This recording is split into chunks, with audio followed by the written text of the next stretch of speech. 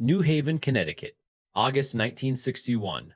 A man named Fred Prozzi arrives at a university building on a Tuesday morning wearing his good jacket. He is 40-year-old, a factory worker, and he answered a newspaper advertisement that promised $4.50 for 1 hour of his time. The ad said the study was about memory and learning. He is not a violent man. His neighbors would describe him as gentle. His daughter would later say he was the kind of father who stopped the car to move turtles off the road. He sits in a waiting room with another man he has never met, a pleasant-looking man in his 50s named Wallace. A researcher in a white lab coat explains that one of them will play the role of teacher and the other will play the role of learner. They draw slips of paper from a hat to decide who plays which role. Fred draws teacher, Wallace draws learner. Wallace is walked to an adjoining room. Fred watches through a window as Wallace is seated in a chair and has electrodes attached to his wrist. Wallace mentions almost casually that he has a slight heart condition. The researcher notes this and says they will proceed. Fred sits down in front of a machine. The machine has a row of switches. Each switch is labeled with a voltage level. The labels begin at 15 volts and increase in 15-volt increments all the way to 450 volts. At 350 volts, the label reads Danger Severe Shock. The final two switches, grouped together at the far right, are labeled simply Topples 3. The researcher sits beside Fred and explains the procedure. Fred will read a list of word pairs to Wallace through an intercom. Then he will test Wallace's memory. Each time Wallace gives a wrong answer, Fred will administer an electric shock. Each wrong answer will require a higher voltage than the last. Wallace gives his first wrong answer. Fred presses the switch at 15 volts. Nothing dramatic happens. The second wrong answer, 30 volts. Still nothing. By the time they reach 75 volts, they can hear a grunt from the other room. At 120 volts, Wallace shouts that the shocks are becoming painful. At 150 volts, Wallace begins to demand that the experiments stop. He says he wants to be let out. He says his heart is bothering him. Fred turns to the researcher. He says he doesn't think he should continue. The researcher looks at him calmly and says, "Please continue." The question this video exists to answer is not what Fred did next. The question is what you would have done, not what you believe you would have done. Not what the version of yourself that you present to the world would have done. What you, the person watching this right now in private with no one observing you and nothing at stake, would actually have done if you were sitting in that chair with that machine in front of you, in a calm voice telling you to continue. That question is uncomfortable because somewhere underneath your answer you already suspect you might not know. And it is exactly these questions, the ones that make us deeply uncomfortable about our own nature, that the human code was made to explore. Stanley Milgram was 37 years old when he designed the experiment that would define his career, alter the course of social psychology, and earn him a permanent place in the strange category of people who are celebrated for discovering something that most human beings would prefer not to know. He was born in the Bronx in 1933, the son of Jewish immigrants. He grew up during the Second World War, and the shadow of the Holocaust shaped his intellectual life in ways that he was not always able to articulate, but that appear in nearly every significant research question he ever pursued. He was not asking abstract questions. He was asking the question that his generation could not stop asking, the question that had no satisfying answer. How did it happen? How did ordinary men, men with families, men who loved their children, men who stopped their cars to let things cross the road, how did they participate in systematic murder at a scale the human mind struggles to hold? The Nuremberg trials had offered an answer of sorts. The defendants, one after another, had claimed that they were following orders. The prosecution had rejected this defense. The world had largely agreed that the defense was inadequate. But Milgram noticed something that the world seemed eager to move past. Nobody had actually tested whether ordinary people, placed in certain conditions, would in fact obey orders to harm someone else. Everyone assumed the answer was obvious. The Nazis were monsters. Normal people were different. Normal people would refuse. Milgram was not sure. He began designing the experiment in 1960 while still a graduate student. He had studied under Solomon Asch, whose famous conformity experiments in the 1950s had already demonstrated that people would deny the evidence of their own eyes rather than disagree with a unanimous group. Milgram had read those results and understood their implications. If people would say a clearly longer line was shorter just to avoid social friction, what else would they do? His original design was simpler than the one he eventually ran. He wanted to test obedience to authority, and he needed a cover story that would justify the use of what appeared to be an electric shock machine. The memory and learning framing was elegant because it was true in a technical sense. The learner was genuinely being asked to remember word pairs, but it also provided a plausible reason why mistakes might need to be punished. He consulted colleagues before running the study. He described the procedure and asked them to predict what percentage of participants would continue to the maximum voltage. The colleagues were psychiatrists, psychologists, and graduate students, people who had spent their careers studying human behavior. They predicted that between 1 and 3% of participants would reach the 450-volt level, 1% to 3%. The consensus was that only people with serious psychological disturbances, sadists or sociopaths, would go all the way. Milgram himself expected something similar. He thought most people would stop around the 150-volt level when the learner first clearly demanded to be released. He thought a few might go higher. He thought almost none would go to the end. He was wrong in a way that would take him years to fully process. The learner, in all versions of the experiment, was not actually receiving any shocks. He was a Confederate, an actor named James McDonough, who had been trained to respond in specific ways at specific voltage levels.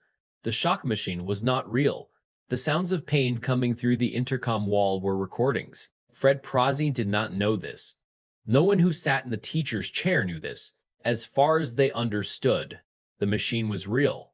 The shocks were real. And the sounds of distress from the other room were the genuine responses of a real human being in pain. The experiment ran through the summer and fall of 1961. 40 participants were tested in the first full series. All 40 were men, recruited through newspaper advertisements, between the ages of 20 and 50, drawn from a variety of occupations: laborers, salesmen, teachers, engineers. They were ordinary. That was the point. What Milgram found in those first 40 sessions was so far from his predictions that he initially wondered if something had gone wrong with the design. 26 of the 40 participants, 65%, administered shocks all the way to 450 volts, all the way to the end of the scale, all the way past danger severe shock, all the way to TUP. Every single participant administered shocks up to at least 300 volts. Milgram ran the experiment again to make sure. He changed the population of participants. He got the same results. He changed the location, moving the experiment from the prestigious Yale University campus to a rundown commercial building in Bridgeport with no university affiliation, to test whether the authority of an Ivy League institution was driving compliance. The percentage barely moved. 48% continued to the maximum in the stripped-down setting, compared to 65% at Yale. He changed the conditions systematically. He ran variations where the learner was in the same room as the teacher, so the teacher could see the learner's distress directly. The compliance rate dropped, but it did not disappear. 30% still went to the maximum voltage when they could see the person they were shocking. He ran a variation where the teacher had to physically hold the learner's hand down onto a shock plate. 20% still went to the end. He ran a variation where the authority figure, the researcher, was not in the room and gave instructions only by telephone. The compliance rate dropped to 20%, but something interesting happened in the telephone condition that Milgram had not anticipated. Many participants who were now more willing to stop would lie to the researcher, telling him by phone that they were administering higher shocks than they actually were. They were not simply freed from obedience when the authority left the room. They became deceptive. They found a way to manage both the relationship with authority and their own discomfort at the same time. He ran a variation with women as participants. The compliance rate was identical to the male participants, 65%. He ran the experiment in different countries. In Germany, 85% of participants went to the maximum voltage. In Australia, 40%. In Jordan, 62%. In Spain, 50%. The numbers varied, but the pattern did not. Everywhere the experiment was conducted, a majority of ordinary people who were simply asked to continue by someone they perceived as an authority did so, even when continuing meant causing serious harm to another person. The variations that reduced compliance most significantly were not the ones that made the harm more visible. They were the ones that made the authority less present and gave the participant more social support for resistance. In one variation, 2 Confederate teachers were introduced who, at certain points, refused to continue. When the participants saw other people refusing, the compliance rate dropped to 10%. The single most powerful factor in whether someone obeyed was not their individual character. It was the social landscape around them. What other people were doing, what other people were willing to refuse. Milgram published his first results in 1963 in the Journal of Abnormal and Social Psychology. The response was immediate, intense, and in many cases furious. Critics accused him of causing psychological harm to his participants. The American Psychological Association investigated him. Diana Baumrind published a sharp criticism arguing that Milgram had damaged his participants' self-image by leading them to do something that many of them, when debriefed, found deeply disturbing about themselves. She was not wrong that the participants were disturbed. Milgram's own notes from the debriefing sessions recorded that many participants were visibly relieved when told the shocks were not real, but that the relief did not fully dissolve the experience of having continued. They had learned something about themselves that they had not come to the laboratory to learn. Milgram believed the research was necessary. He said in one interview that if the results had come out the other way, if most people had refused, the world would have been a better place for the knowing of it. But the results had not come out the other way, and he believed the world needed to know that too.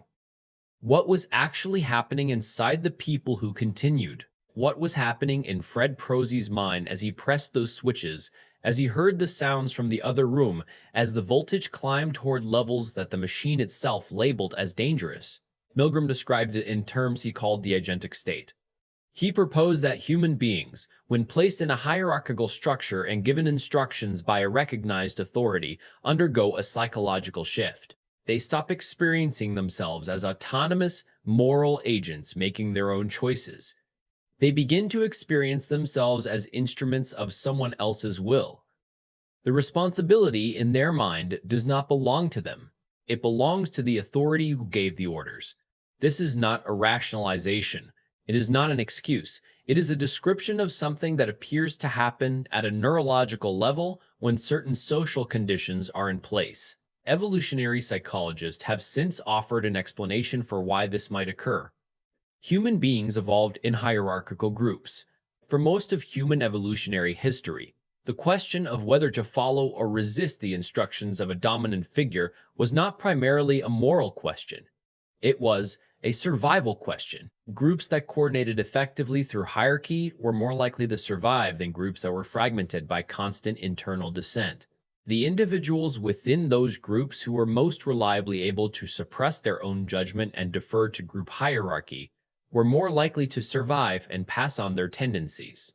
The capacity to enter the agentic state, to hand over one's moral agency to an authority, is not a flaw that was inserted into human psychology by history or culture. It is a feature that was written into human psychology by millions of years of selection pressure. It exists in you. It exists in everyone. It activates under conditions that are far more common than most people realize, and far more ordinary than a Yale laboratory in 1961. Neuroscience has added texture to this picture in the decades since Milgram's work. Studies using brain imaging technology have shown that when people are instructed to perform an action by an authority figure, the neural signature of agency, the sense of being the cause of something, is genuinely reduced. The brain, under conditions of instructed action, does not fully register the action as self-generated. The participants in Milgram's experiment, who said they felt like they were just doing their job, just following the procedure, were not simply making excuses. Their brains were, in a measurable way, processing their actions differently than they would have if they had chosen those actions freely. This finding sits at the heart of why the Milgram results are so difficult to dismiss. They are not a story about bad people doing bad things and calling it obedience. They are a story about a mechanism that exists inside ordinary human psychology, a mechanism that is, under normal circumstances, mostly useful, and that under specific, unusual circumstances becomes catastrophic. If you've reached this point in the video and you're feeling unsettled in a way that feels important, that feeling is the point. Subscribing to the Human Code means the next time we go somewhere like this, you'll be there. Now here is the thing that may be hardest to hear. When researchers have studied people's predictions about their own behavior in the Milgram paradigm, when they've asked people whether they would obey or resist, the results reveal a pattern that is both predictable and troubling. Almost everyone believes they would stop. The vast majority of people, when asked to imagine themselves in the teacher's chair, say they would refuse at the 150-volt level when the learner first demands to be released. The average voltage at which people predict they would stop is considerably lower than the voltage at which the actual participants stopped. People believe, with sincerity and some intensity of feeling, that they are different from the ones who continued. There was a follow-up finding from several decades of subsequent research that needs to be delivered carefully, because it sounds like it cannot be true, but the data is consistent. The people who express the most confidence that they would resist are not more likely to resist. In some experimental designs, participants who scored highest on measures of self-assessed moral courage and autonomy were actually slightly more likely to comply than participants who were less certain about their own resistance. The researchers who studied this pattern proposed a mechanism.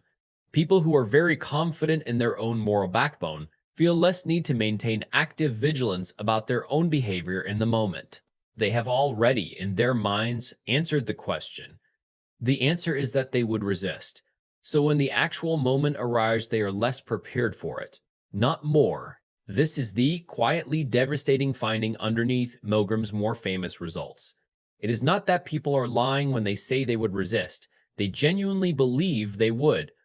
The belief itself may be part of what makes resistance harder. Think for a moment about the last time you were in a situation where someone in a position of authority, a manager, a doctor, a teacher, an institution, asked you to do something you were not fully comfortable with. Not something dramatic, something ordinary. Something that created a small friction in you, a brief question that you probably did not voice. Most people, in most of those situations, did not voice the question. They did what was asked, and then they moved on. And they did not later think of it as a Milgram situation. They thought of it as a normal Tuesday, the genius of the Milgram experiment. And the reason it has remained central to psychology for over 60 years is not that it created an extreme and artificial situation that reveals something about edge cases in human behavior. It is that it created a laboratory version of conditions that are structurally present in ordinary life, in workplaces, in bureaucracies, in institutions, in any situation where hierarchy exists and instructions move downward through it. The factory worker who follows a procedure he finds troubling because the supervisors signed off on it. The junior employee who sends the email she suspects is misleading because her manager told her to send it. The soldier who carries out an order he would never have chosen freely. All of them are experiencing some version of what Fred Prozzi experienced in that room in August 1961. There is a detail about Fred Prozzi specifically that Milgram documented in his observational notes. A detail that does not appear in the standard account of the experiment, but that was recorded in the transcripts that researchers later studied from the original recordings. During the session, at a voltage level somewhere above 300 volts, Fred Prozzi paused. He sat with his hands in his lap. He did not immediately reach for the next switch. He said to the researcher, "I don't want to be responsible for anything that happens to that man." The researcher replied, using one of the 4 standardized prompts that were used throughout the study. "You have no other choice. You must go on." Fred paused again. Then he said, quietly, "I know." And he reached for the switch. What Fred Prozzi was experiencing in that moment, the pause, the statement, the resignation in the word "I know," was not the behavior of a man who had lost his conscience. It was the behavior of a man whose conscience was fully active, fully present, fully aware of what he was doing, and still not sufficient to stop him. He knew it was wrong. He felt that it was wrong. He said it out loud to the authority figure in the room, and then he continued. Milgram called this the most important observation in all of his research. The participants who continued were not, in most cases, unaware of the moral weight of what they were doing. They were not indifferent. Many of them showed visible signs of acute distress, trembling, sweating, nervous laughter, repeated requests to check on the learner, repeated expressions of concern. They were morally engaged, in a real sense. Their engagement was simply not enough to generate action. The moral awareness was present. The moral action was blocked. The blocking mechanism is what Milgram spent the rest of his career trying to understand. He proposed several interconnected explanations. One was the sense of obligation created by having entered into an agreement. The participants had agreed to participate in a study, and leaving felt like a betrayal of that agreement. One was the incremental nature of the escalation. Each step was only 15 volts higher than the last, and each step had already been taken, making the next step feel smaller than it actually was. One was the social obligation not to create a disruption, not to be the person who upends the procedure and causes trouble. The incremental escalation point is worth sitting with. 15 volts. That is the distance between each switch. The entire journey from the first switch to the last switch is 29 small steps, each one only marginally different from the one before it. No single step feels like the decisive moment. The decisive moment keeps being just ahead, just past the next switch, never quite arriving until suddenly you are at 450 volts and the switches have all been pressed and you are not quite sure when that happened or how it became the thing that it became. This mechanism, the incremental normalization of escalating actions, appears in contexts far removed from the laboratory. It is how institutions that engage in harm usually get there, not through a single dramatic decision that everyone can see clearly. Through a series of small decisions, each one only slightly different from the one before, each one normalized by the ones that preceded it. The employees who process the paperwork for the practice that is slightly troubling do not feel that they are making a large moral choice. They are making the same small choice they made yesterday, slightly extended, and the week before that, and the month before that, until the small choices have collectively become something that none of them individually would recognize as theirs. What the research on Milgram's work reveals about resistance is equally important. The participants who stopped were not, in general, the ones who reasoned their way to refusal. They were the ones who acted from feeling, who said stop before they had fully articulated why, who disrupted the procedure before they had constructed a complete argument against it. The resistance that worked was not calm and considered. It was abrupt and often slightly inarticulate. People said things like, "I'm not doing this anymore," rather than "I have reasoned through the ethical dimensions of this situation and concluded that continued participation is incompatible with my values." The articulate people, the people who wanted to explain their concerns carefully and work through the disagreement with the authority figure, were often the ones who ended up pressing more switches, because the act of engaging with the authorities' justifications kept them in the conversation rather than out of the room. This is deeply counterintuitive to the way most people think about moral behavior. We tend to believe that people who act rightly do so because they have reasoned rightly. The Milgram data suggests that in high-pressure obedience situations, the act of reasoning with authority is itself part of the trap.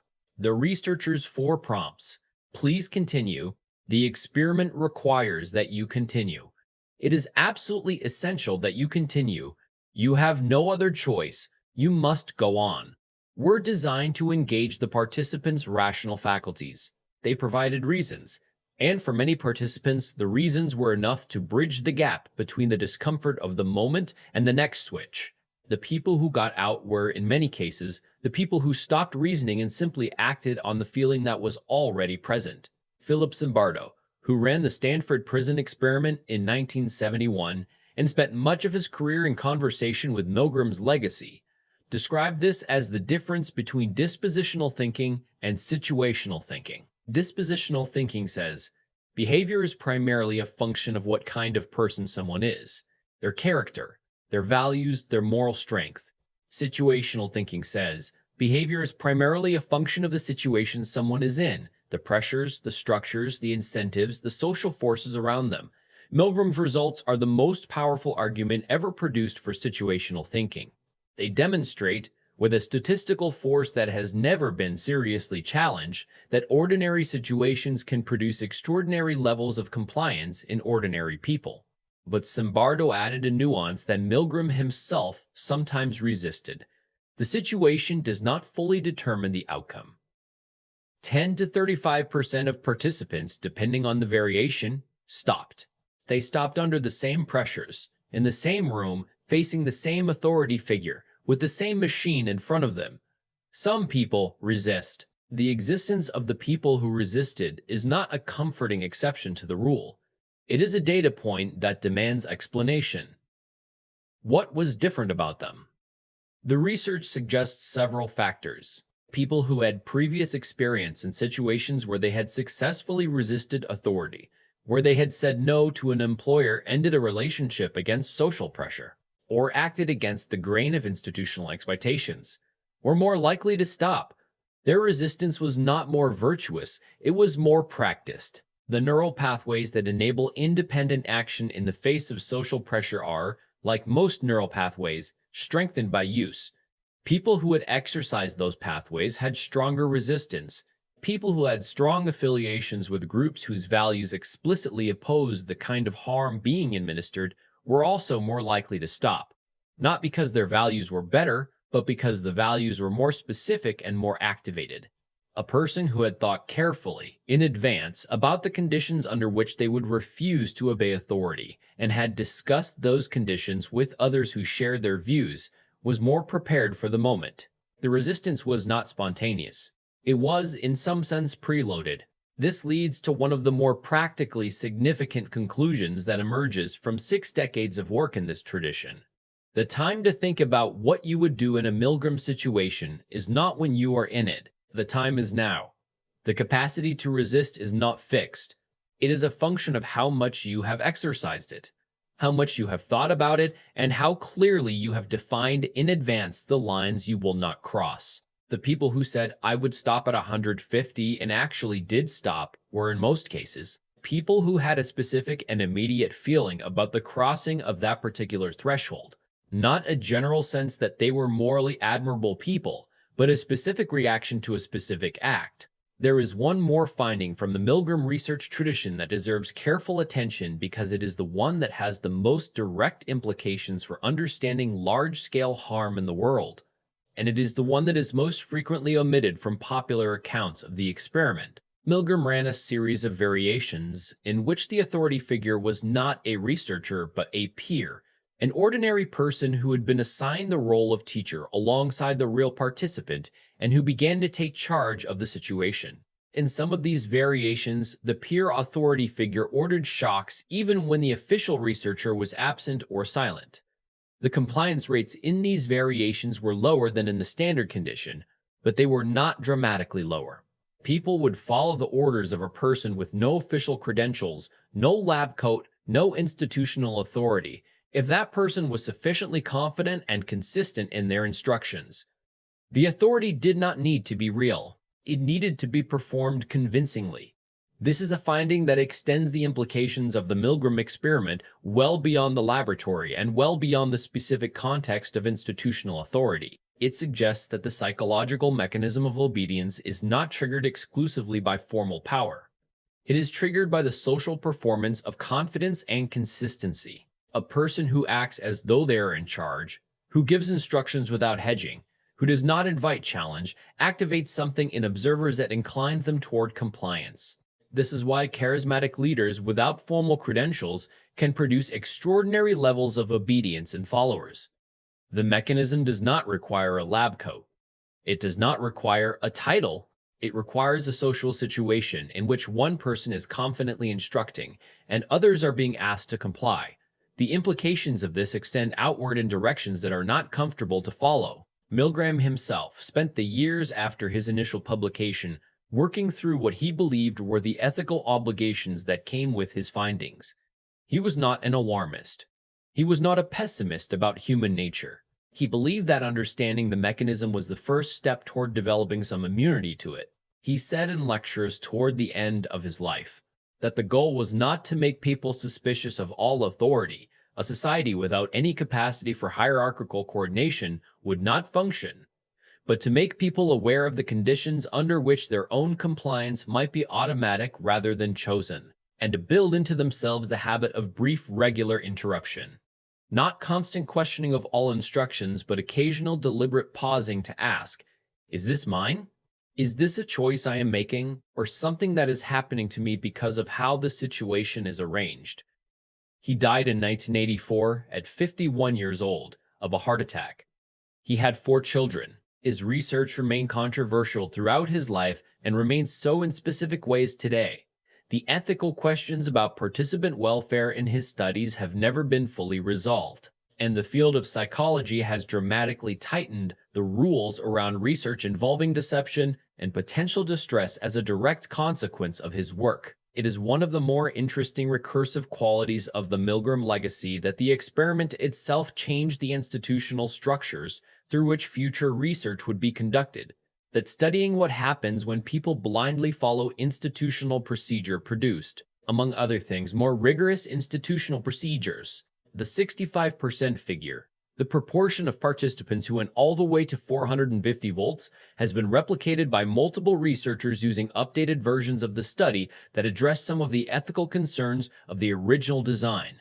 In 2009, Jerry Berger at Santa Clara University ran a modified version in which the experiment was stopped at 150 volts rather than continuing to the end.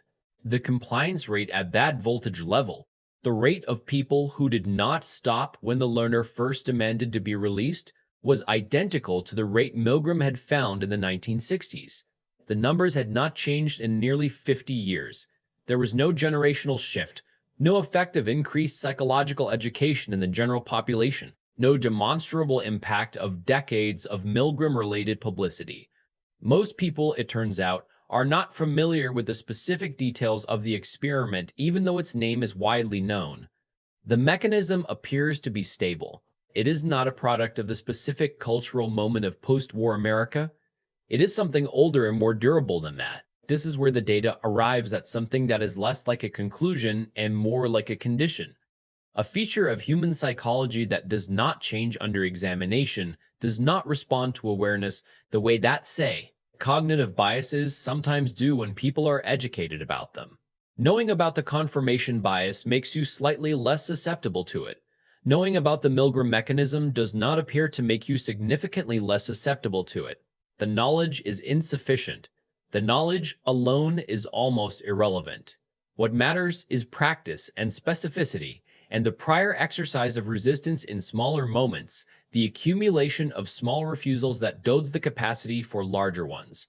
There is a woman named Gretchen Brandt who participated in one of the early variations of the Milgram experiment. She was 31 years old, a medical technician. The standard account of the Milgram experiment emphasizes the people who complied all the way, and for obvious reasons, they are the finding. But Gretchen Brandt is worth spending a moment on, because her transcript reveals something about resistance that the statistical summaries do not fully capture. At the 210-volt level, after several exchanges with the researcher in which she had expressed escalating concern, Gretchen Brandt stopped. She did not have a long argument. She did not try to persuade the researcher of her position. She said simply, "Well, I'm sorry. I don't think we should continue." The researcher used the standard prompts. She listened to them. She said, "I think I've heard all the arguments. I'm not going to continue." That was it. She left. The transcript of her session is notable for its brevity. After she made the decision, there was very little conversation. She had stopped reasoning and started acting, and once the action was taken, there was not much left to say. When she was debriefed and asked about her decision, she said something that Milgram quoted in his book. She said that in her work in a medical setting, she had been in situations before where she had disagreed with the doctor's instructions and had expressed that disagreement. She had experienced, professionally, that expressing disagreement with authority was possible and that the consequences were not catastrophic. The muscle was trained. She also said something else, something more personal. She said she had grown up in Germany. She said that she had seen, from a distance, but not from very far, what had happened when people followed orders. She said she had thought about it. She had thought about it for a long time before she ever walked into that laboratory in New Haven. Milgram did not have a neat theory for Gretchen Brand. She didn't fit neatly into either the dispositional or the situational explanation. She was a person whose history had given her a specific, activated, non-abstract sense of what obedience could become. Her resistance was not a product of superior character. It was a product of knowledge, not the general knowledge that obedience is sometimes wrong, but the specific, personal, lived knowledge of what obedience can cost. This brings us to the question of what it means to carry this knowledge, the knowledge that Milgram's experiment produced, in your own life. Not abstractly, specifically. You move through institutional and hierarchical structures every day: work, healthcare, government, education, family systems, religious organizations. Each of these systems has its own version of the researcher in the white lab coat, its own forms of authority that give instructions and expect compliance. In most cases, compliance is fine. In most cases, the instructions are benign, the authority is legitimate, and going along with the procedure is not only harmless, but necessary for collective function. The Milgram experiment is not an argument for anarchic resistance to all authority. It is an argument for consciousness, for the difference between choosing to comply and automatically complying, for the difference between deciding that something is fine and simply not noticing that it might not be. The cost of knowing this about ourselves is real. It is uncomfortable to understand that you carry, in your own neurological architecture, the same mechanisms that enabled ordinary people to participate in ordinary bureaucracies that did extraordinary harm. It is uncomfortable because it closes the comfortable distance between yourself and the people in history whose behavior you have found incomprehensible. They were not more susceptible than you. In fact, there is no evidence that they were susceptible in any way that you are not. The same evolutionary pressures shaped them, the same hierarchical wiring, the same agentic shift under authority, the same incremental escalation, the same resistance mechanisms that are present in you but that require exercise to be strong. What becomes possible when we know this, when we hold it without flinching, is something that is difficult to name but that Milgram pointed toward near the end of his life. It is not a formula. It is not a 5-step guide to moral behavior in difficult situations. It is a practice of attention, specific, ongoing, occasionally uncomfortable, that asks a question not once in a dramatic moment but regularly, in small moments before the moment that matters arrives. It is the practice of noticing when you are in a situation where compliance is being requested, and pausing for just long enough to ask whether you are choosing it or whether it is simply happening because of how the situation is arranged. That pause does not have to be public. It does not have to result in a dramatic refusal. It just has to be real. A genuine, if brief, moment of ownership over what you are about to do. The people in Milgram's study who stopped did not stop because they were better people. They stopped because something in them interrupted, and the research suggests that the capacity to interrupt, to create that pause between the instruction and the action, is trainable. It is a skill that develops through use, through the accumulated experience of small moments in which you chose to pause, to ask the question, and to own the answer. Fred Prozzi was debriefed after the experiment. He was told that the shocks were not real, that Wallace was an actor, that he had not harmed anyone.